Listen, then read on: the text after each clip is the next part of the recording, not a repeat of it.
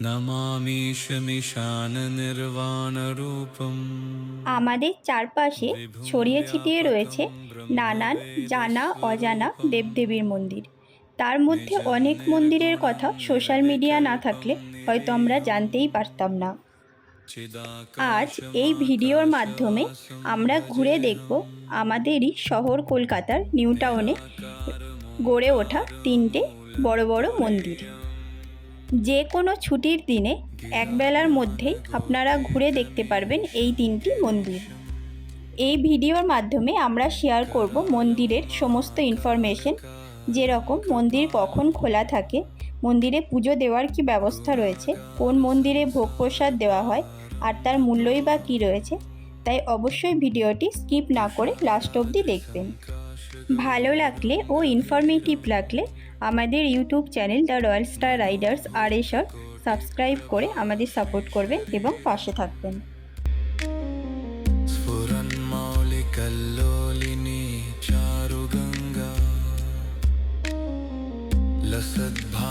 আজ আমাদের first destination হচ্ছে নিউ টাউন রাম মন্দির।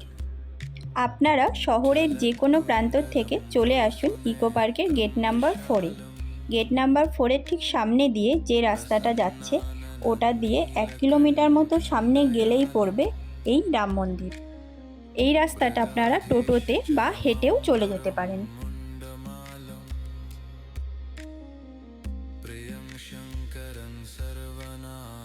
এটি হচ্ছে রাম মন্দিরের মেন এন্ট্রি গেট। গেটের সামনে রাস্তার দুধারে গাড়ি পার্কিংয়ের জন্য ব্যবস্থা রয়েছে। মন্দিরের বাইরের থেকেই দেখা যাচ্ছে বিশাল বড় এই হনুমানজির মূর্তিটি। এবার আপনাদের একটু মন্দিরের ভিতরটা ঘুরিয়ে দেখাই। মন্দিরে ঢুকে সামনেই রয়েছে রামায়ণের সেই বিখ্যাত কাহিনী। রাবণ মাতা সীতাকে হরণ করে নিয়ে যাওয়ার সময় জটায়ু বাধা দিলে রাবণ রেগে গিয়ে তার ডানা কেটে দেন এবং তাতে জটায়ু মারা যায়। জটায়ুর সেই মৃতদেহ প্রভু রাম ও লক্ষ্মণ সৎকার করছেন। এই পুরো ঘটনাটা এখানে 3D পুতুলের আকারে দেখানো হয়েছে। আর একটু সামনে এগালেই রয়েছে হনুমানজির সেই সুবিশাল মূর্তি, যেটা আমরা মন্দিরের বাইরে রাস্তার থেকে দেখতে পাচ্ছিলাম। এই মূর্তিটি প্রায় 51 ফিট মতো উঁচু। এটি আমাদের কলকাতা তথা পশ্চিমবঙ্গের সবথেকে বড় হনুমানজির মূর্তি।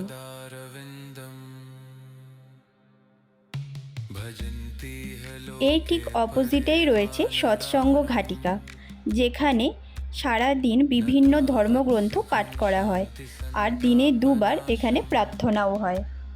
মন্দিরের চারপাশের ওয়ালে ধর্মগ্রন্থের বিভিন্ন শ্লোক লেখা রয়েছে। আর একটু মন্দিরের ভিতরের দিকে এগালেই সামনেই রয়েছে একটা অনেক বড় জলাশয়, আর ঠিক তার মিডিলেই রয়েছে বাবা মহাদেবের এই সুবিশাল মূর্তিটি। সম্পূর্ণ নীল গাত্রবর্ণের বাবা মহাদেবের এই সুবিশাল মূর্তিটি নিখুঁত হাতের কাজে তৈরি করা হয়েছে। বুকে লেখা রয়েছে রাম নাম, গলায় বিরাজমান বাসুকীনাথ ও রুদ্রাক্ষের মালা, আর হাতে রয়েছে ত্রিশূল। পাহাড়ের ন্যায় বেদির উপরে বাবা মহাদেব রয়েছেন ধ্যানমগ্ন অবস্থায়, আর তার ঠিক নিচেই রয়েছে বিভিন্ন দেবদেবীর মূর্তি। রয়েছেন সিদ্ধিদাতা গণেশ, কার্তিক ঠাকুর, মা পার্বতী এখানে শিবলিঙ্গের উপরে জল অর্পণ করছেন। সাথে রয়েছেন নন্দী মহারাজ ও বাবা মহাদেবেরই একটি বিগ্রহ। পাশে রয়েছেন মা গঙ্গার মূর্তি, যিনি মাছের ওপরে বিরাজমান।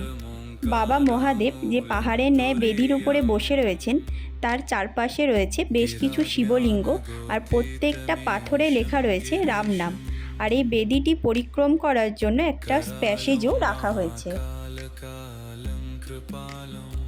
এটি রয়েছে মন্দিরের আরও একটি গেট, যার লেফট সাইডে বিনামূল্যে জুতো রেখে আমরা মন্দিরের ভিতরে প্রবেশ করব। ঢুকেই সামনেই রয়েছে 7টি ঘোড়ায় টানা একটি রথ, যে রথটি চালাচ্ছেন স্বয়ং শ্রীকৃষ্ণ। একদম উপরে রয়েছে নটরাজ, আর তার নিচে রয়েছেন নারায়ণ। এর ঠিক পাশেই রয়েছে বাবা মহাদেবের আরও একটি মূর্তি। মেন যে রাম মন্দির, যার ভিতরে প্রভু রাম, লক্ষ্মণ ও মাতা সীতার বিগ্রহ রয়েছে, সাথে রয়েছে আরও নানান দেবদেবীর বিগ্রহ, সেখানে ফটো ও ভিডিওগ্রাফি অ্যালাউ নেই, তাই আমি মন্দিরের ভিতরটা শেয়ার করলাম না। এই রাম মন্দিরের ভিতরেই রয়েছে ভগবান শ্রী খাটু শ্যামজির একটি নবনির্মিত অসম্ভব সুন্দর মন্দির। সম্পূর্ণ শ্বেত পাথরে নাগারা শিল্পকলায় এই মন্দিরটি নির্মিত। মন্দিরের বাইরের অংশের থেকে ভিতরের অংশের সৌন্দর্য আরও অনেক বেশি।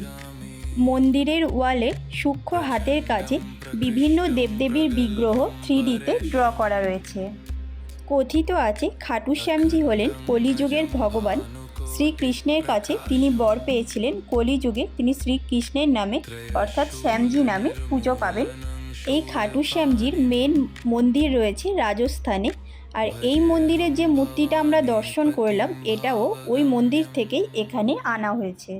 মন্দিরের ভিতরে বসে প্রার্থনা করার জন্য অনেক বড় হলঘর রয়েছে, আর ভগবান শ্রী শ্যামজিকে পরিক্রম করার জন্য মন্দিরের চারপাশে স্পেস রয়েছে।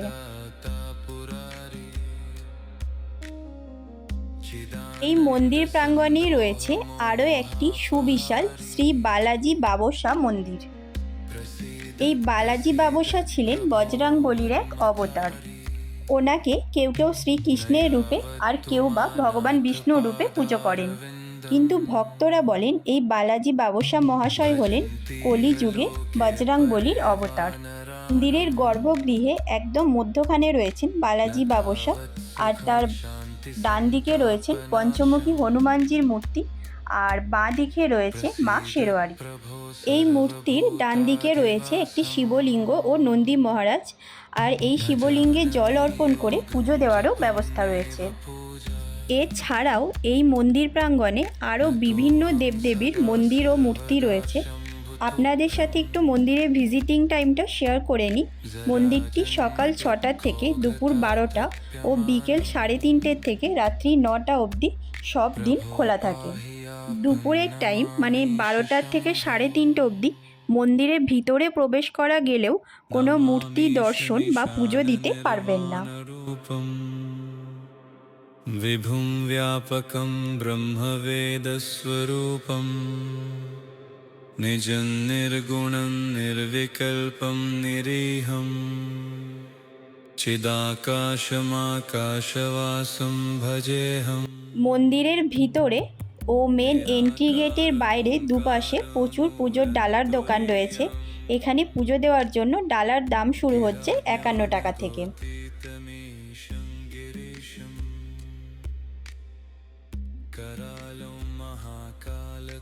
এই মন্দির থেকে বেরিয়ে আমরা যাব আমাদের আজকের পরবর্তী ডেস্টিনেশন শ্রী শ্রী রাধাকৃষ্ণের মন্দির, নিউ টাউন ইস্কন মন্দির। এয়ারপোর্ট বা ইকো পার্কের দিক থেকে আসলে বিশ্ববাংলা গেটের ঠিক নিচে থেকে আমাদের লেফটে টার্ন নিতে হবে আপ টু সুখবৃষ্টি অ্যাপার্টমেন্টের দিকে।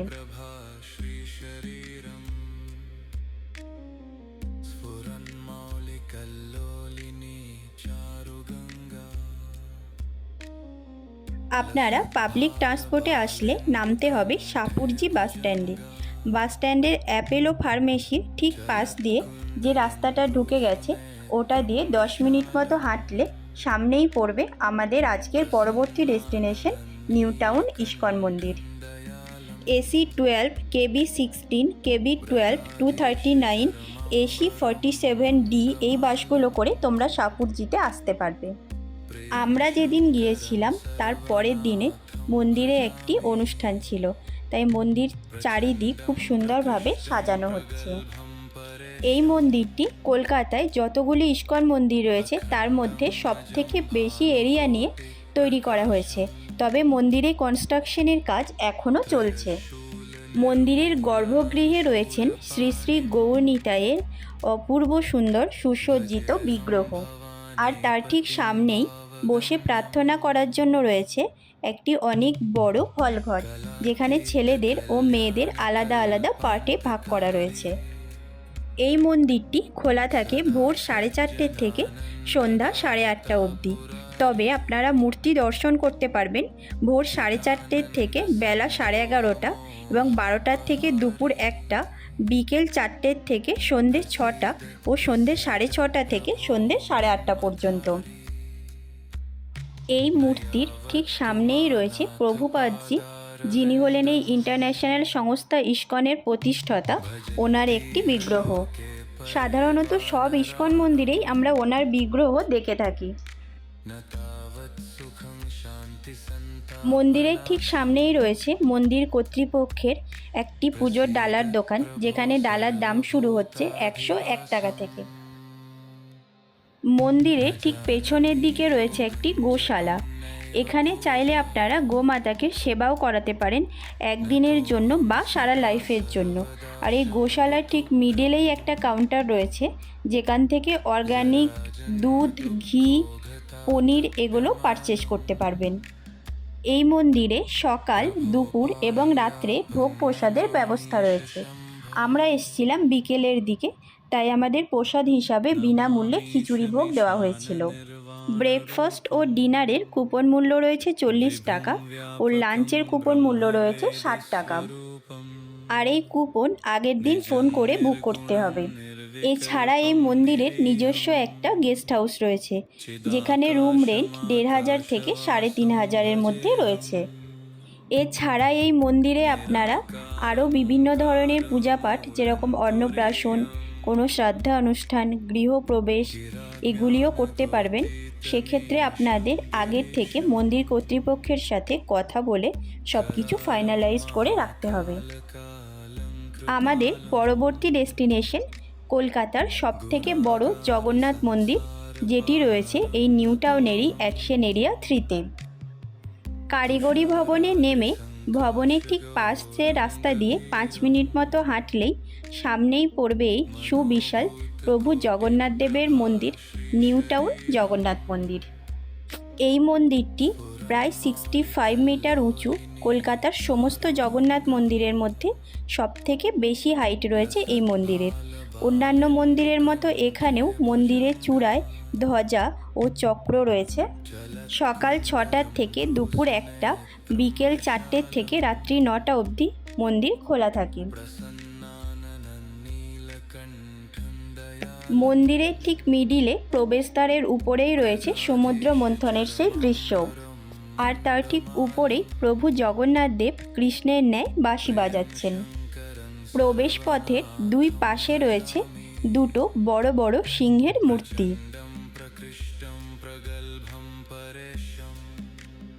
মন্দিরের ভিতরে সিলিংয়ের ঠিক মিডিলেই রয়েছে সুসজ্জিত ঝাড়বাতি।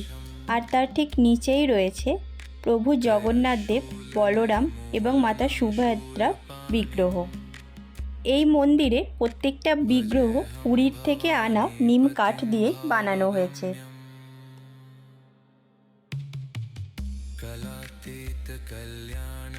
প্রেক্ষাগৃহের লেফট সাইডে রয়েছে প্রভু বজরংবলীর বিগ্রহ, আর রাইট সাইডে রয়েছে প্রভু রাম, লক্ষ্মণ ও মাতা সীতা দেবীর বিগ্রহ। মন্দিরের মধ্যে রয়েছে একটা অনেক বড় নাটমঞ্চ, আর নাটমঞ্চের ওয়ালে চারিদিকে বিভিন্ন দেবদেবীর মূর্তি সূক্ষ্ম হাতের কাজে 3D ফর্মে তৈরি করা রয়েছে। মন্দিরের প্রত্যেকটা কর্নার ওয়েল ডেকোরেট এবং ভীষণই নিট অ্যান্ড ক্লিন। এই মন্দিরেও প্রভু জগন্নাথ দেবকে পরিক্রমা করার জন্য মন্দিরের চারপাশে একটা পরিক্রমা প্যাসেজ বানানো হয়েছে। মন্দিরের বাইরের ওয়ালে বিষ্ণুর 10 অবতারের মূর্তি খুব সুন্দরভাবে চিত্রায়ন করা রয়েছে। আর দুপাশের ওয়ালে আরও শ্রী চৈতন্য মহাপ্রভুর হরিনাম সংকীর্তনও দেখানো হয়েছে।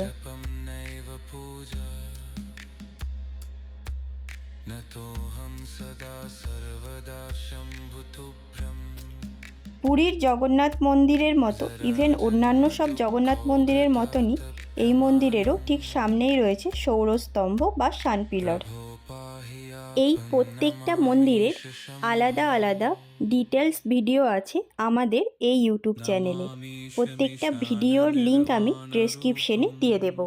আমাদের এই ইউটিউব চ্যানেলের মাধ্যমে আমরা কলকাতা ও তার আশেপাশে বিভিন্ন মন্দির ও দর্শনীয় স্থান ঘুরে দেখে তাদের ডিটেলস ইনফরমেশন ভিডিও শেয়ার করি। ভিডিওটি ভালো লাগলে লাইকের সাথে সাথে আমাদের চ্যানেল সাবস্ক্রাইব করে আমাদের সাপোর্ট করবেন এবং পাশে থাকবেন। আপনাদের আশেপাশে কোনো দর্শনীয় স্থান থাকলে অবশ্যই আমাদের কমেন্টে জানাবেন। যাতে আমরাও সেই স্থান দর্শন করে অন্যদের সাথে তার ইনফরমেশন শেয়ার করতে পারি। Thank you for watching.